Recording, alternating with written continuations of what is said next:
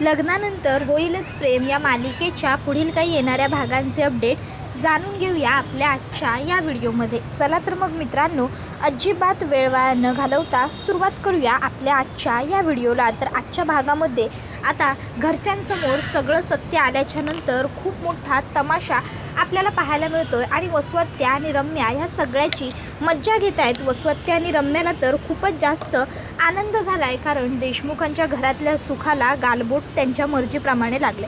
आता सगळे इथे फोटो वगैरे छान बघत असताना अचानक जीवा आणि काव्याचे फोटो लागायला सुरुवात होते। सगळ्यांच्या चेहऱ्यावरचा रंग उडायला लागतो, तर रम्याच्या चेहऱ्यावरचा आनंद वाढत जातो। रम्या आता वसवत्याला म्हणत असते, आई बघ, आता बघ फक्त सगळेजण कसे एकाएकी गप्प बसतील ते।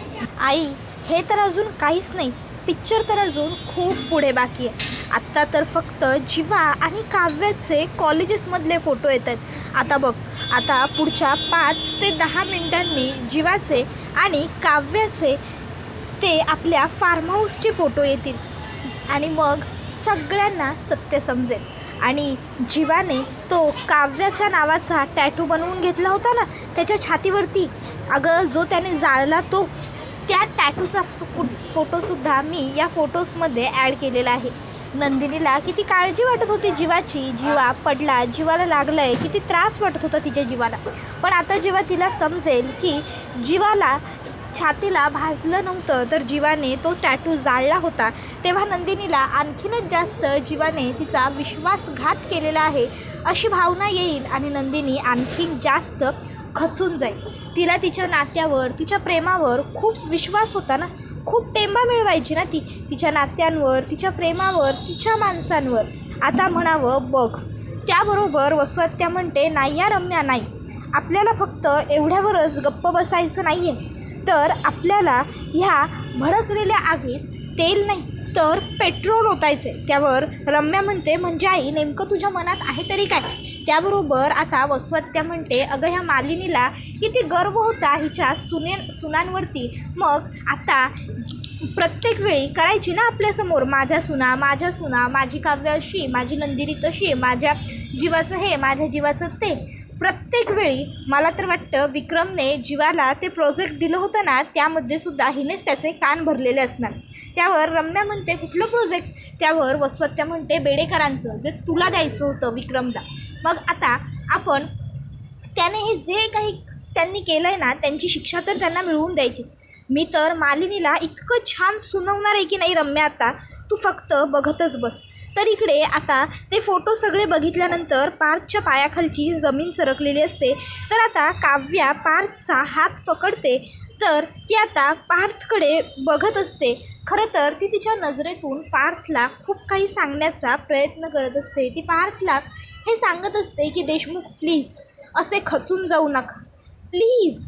पण आता पार्थपर्यंत तिच्या भावना पोहोचतच नसतात, कारण पार्थला धक्काच काहीसा इतका मोठा बसलेला असतो की ज्यानंतर पार्थ हा पूर्णपणे हलून गेलेला असतो। तो कुठल्याही पद्धतीचं काहीही ऐकून घेण्याच्या, समजून घेण्याच्या, सहन करण्याच्या म्हणजे मनस्थितीतच तो उरलेला नसतो। त्याच्या डोळ्यासमोर पूर्ण अंधार आलेला असतो, सगळं ब्लॅकआउट झालेलं असतं आणि त्याच्या पायांवरती सुद्धा ताबा उरलेला नसतो। त्याचे पाय आपोआप चालत असतात आणि तो मागे मागे सरकला चाललेला असतो आणि आता त्याला खरं तर कळतच नसतं की म्हणजे हे सगळं काय सुरू आहे। त्याच्या डोळ्यांच्या समोर जे घडतं आहे ते सगळं काय आहे। त्याचे डोळे लाल भडक झालेले असतात, त्याला राग आला आहे, त्याला त्रास होतो आहे, काय होतं आहे काहीच त्याला कळत नसतं। तो एका जागेवर निश्चित उभा असतो। मग काव्य आता त्याच्याकडे येते आणि त्याला पकडते आणि म्हणत असते, Deshmukh please try and understand. हे बघा, आता तसं काहीच नाही आहे, मी तुम्हाला सगळं खरं सांगणार होतं, प्लीज माझं ऐकून घ्या।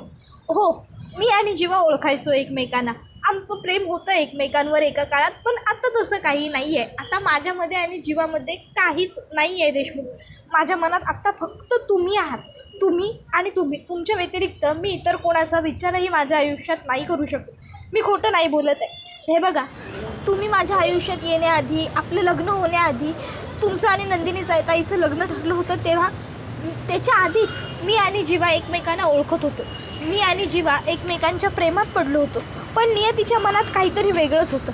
पण देशमुख प्लीज तुम्ही ऐकून घ्या, पार्थ काव्याचा हात झिडकारतो आणि काव्या पुन्हा जेव्हा त्याचा हात पकडायला त्याच्या जवळ येत असते तेव्हा पार्थ तिला फक्त हात लांबूनच दाखवतो, म्हणजे तो इशारा करतो तिला की माझ्याजवळ येऊ नको, मला हात लावू नको.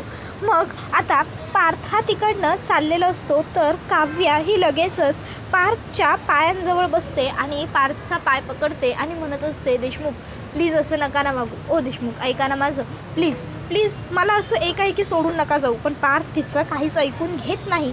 त्याबरोबर आता इकडे नंदिनी ही जीवाच्या समोर जाऊन उभी राहिलेली असते आणि आता जीवाला ती म्हणत असते, जीवा काय प्रकार आहे हा सर्व, आता तरी गप्प बसू नका, काहीतरी बोला. जीवा काहीच बोलत नसतो. नंदिनी जीवाची कॉलर पकडते आणि जीवाला म्हणत असते, काय आहे हे सगळं, म्हणजे खरंच हे सगळं. त्याबरोबर जीवा काहीच बोलत नसतो, तो मान खाली घालून उभा असतो. नंदिनी जीवाचा हात पकडते आणि म्हणते, बोला काहीतरी बोला, तुम्ही गप्प बसून चालणार नाही, तुम्ही तुमच्या तोंडाने सांगा मला हे सगळं काय आहे हे सगळं. त्याबरोबर मग जीवा नंदिनीला हो हे सगळं खरं आहे असं सांगतो. आता जीवाने हे सगळं खरं आहे म्हटल्यावर नंदिनीच्या सुद्धा पायांखालची जमीन सरकलेली असते. नंदिनी म्हणते, म्हणजे तुम्ही माझी फसवणूक केली, का केलं ते सगळं, कशासाठी?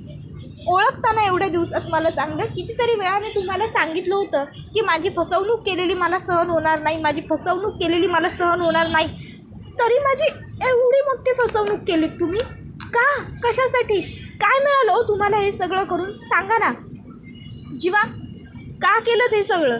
जीवा नंदिनीच्या पायांजवळ बसतो आणि नंदिनीला आता तो मिठी मारत असतो तर नंदिनी त्याला स्वतःपासून लांब ढकलते आणि म्हणते, हा हक्क गमावला आहेत तुम्ही. त्याबरोबर जीवा म्हणत असतो, नंदिनी मी तुझ्यासमोर हात जोडतो, पण प्लीज प्लीज ऐकून घे ना नंदिनी प्लीज. तर नंदिनी काहीच ऐकण्याच्या मनस्थितीत नसते. काव्य तिच्याकडे येते आणि काव्य तिला सांगत असते, ताई प्लीज प्लीज हे बघ आमचं ऐकून घे, आम्हाला समजून तरी घे ना. त्यावर नंदिनी काव्याचे हात पकडते आणि काव्याला म्हणते, काव्या तू का वागलीस असं, का माझी फसवणूक केलीस? अगं तू तर माझी सख्खी धाकटी बहीण आहेस, मी प्रत्येक गोष्ट कायम तुला आवडते तशी तुझ्या मनाप्रमाणे घडवून आणली ना, सगळं तुला हवं ते केलं, मग तरीही तू इतकी वाईट का वागलीस माझ्याबरोबर, सांग ना काय मिळालं तुला हे सगळं करून, मला फसवून. काव्या बोल. पण काव्या आता काहीच बोलत नसते. नंदिनी आता चक्क काव्याचा हात पकडते आणि स्वतःला मारून घ्यायला लागते. ती म्हणत असते की मार मला, मार, तुझ्यावरती विश्वास ठेवला, तुझ्यावर स्वतःपेक्षा जास्त प्रेम केलं, तुला प्रत्येक हवी नको ती गोष्ट दिली, प्रत्येक वेळी तुझा विचार स्वतःच्या आधी केला, तुझ्या सुखात स्वतःचं सुख शोधलं, तुझ्या आनंदात आनंद मानला, सगळं चुकीचं केलं, मार मला मार. त्यावेळी काव्या नंदिनीचा हात थांबवते आणि म्हणते, ताई प्लीज नको ना असं वेड्यासारखं वागू, प्लीज थांब, please stop this nonsense please. त्यानंतर मग आता काव्य पुन्हा पार्थकडे येते आणि पार्थला म्हणत असते, देशमुख नका ना सोडू असं मला, तुम्ही ऐका ना माझं म्हणणं काय आहे, मी सांगते आहे ना तुम्हाला, तुम्ही आणि नंदिनीताई हे असेच रिॲक्ट व्हाल आम्हाला माहिती होतं, म्हणून मी आणि जीवाने तुम्हाला काही सांगितलं नव्हतं.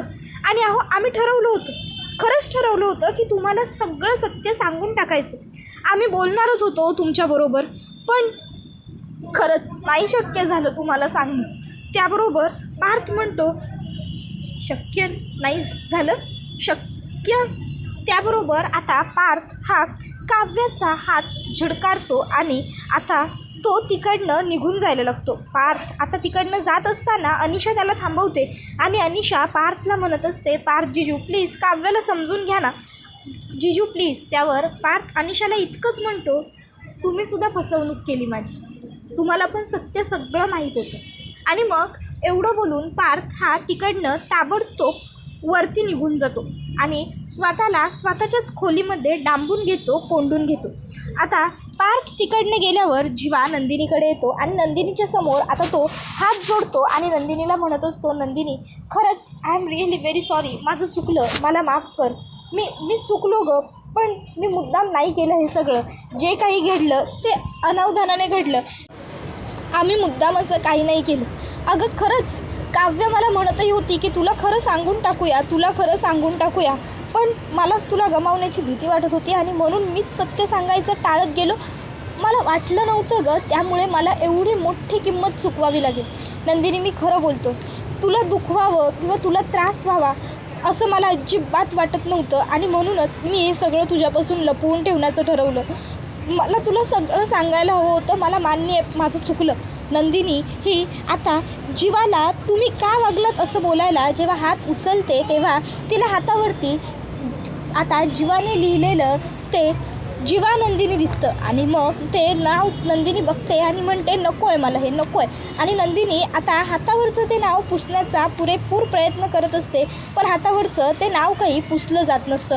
मग नंदिनी ही आता तिथे चालू असलेल्या कॅन्डलवरती स्वतःचा हात धरते ते नाव विझवण्यासाठी, घालवण्यासाठी, जाळण्यासाठी. आणि त्यावेळी आता रम्याला मात्र इकडे खूपच जास्त आनंद होत असतो. आता रम्या पुढे सरसावते आणि आणखीन जास्त आगीत तेल ओतायला लागते. ती म्हणत असते ही काव्या मुळात कधी पार्थच्या लायक नव्हतीच. पार्थनेच उगाच हिला जास्त डोक्यावरती बसवून घेतलं होतं आणि हा जीवा हा तर पहिल्यापासून चालू आहे, बनेल आहे हे मला वाटतच होतं. लहान मुलगा म्हणून मामीने कायमच ह्याचे लाड केले. नको ती प्रत्येक गोष्ट नको पूर्ण करायला हवा असा प्रत्येक हट्ट मामीने कायमच ह्याचा पूर्ण केला. ह्याने मागितलेली प्रत्येक गोष्ट तिनेच त्याच्या समोर आणून हजर केली. आईवडिलांनी मुलांचे हे असे नसते लाड कधी करायचे नसतातच, कारण हे असे नसते लाड केले की अर्थात मुलं बिघडतात आणि याला सर्वस्वी आईवडीलच जबाबदार असतात. नाही, मला मान्य आहे जीवा चुकला आहे, नंदिनी काव्यसुद्धा चुकली, पण या सगळ्याला जर बघायला गेलं आहे ना तर विक्रम मामा, मालिनी मामी आणि त्याहून महत्त्वाचं शारदा काकू आणि धनंजय काकासुद्धा जबाबदार आहे. कारण जर एखादी वस्तू खराब निघाली तर आपण त्या वस्तुकीला दोष देतो का? नाही, तर त्या वस्तूची निर्मिती ज्या ठिकाणी, ज्या फॅक्टरीत, ज्या कंपनीत झाली आहे तिलाच दोष देतो की नाही? मग जर आता मुलं चुकली आहेत तर आईवडिलांना दोष द्यायला हवा. ते म्हणतात ना, खान तशी माती तसा प्रकार घडला आहे हा. आईवडिलांनी मुळात संस्कारच केले नसतील तर काय, माझ्या हातून अशी कुठलीही चूक कधीच घडली नसती.